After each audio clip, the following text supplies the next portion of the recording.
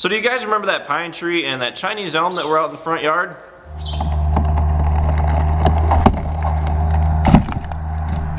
Early this morning we had a guy come in and he cut down the pine tree and the Chinese elm out in the front yard at the main farm in Rockville.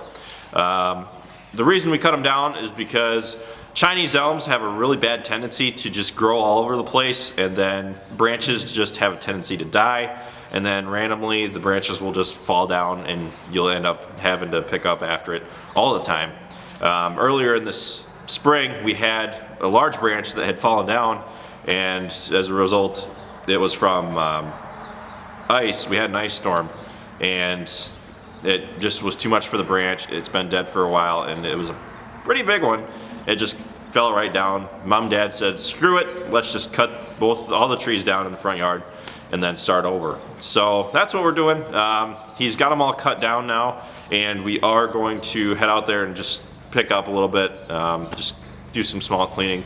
Grandpa and Dad have been working away at it, and it's just kind of one of those little projects that we got going.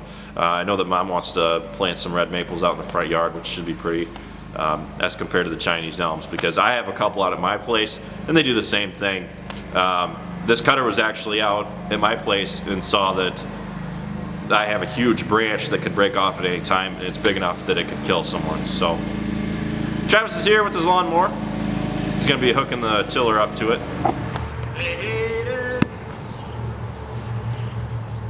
We're going to go all out in this bad boy. Chrome spinners, put a price switch in the front end, get them all gold plated.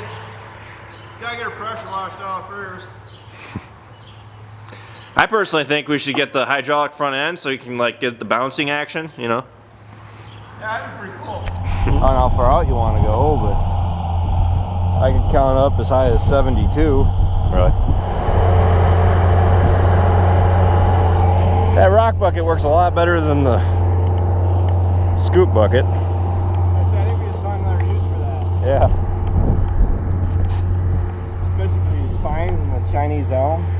Those teeth in that rock bucket just latch right onto them.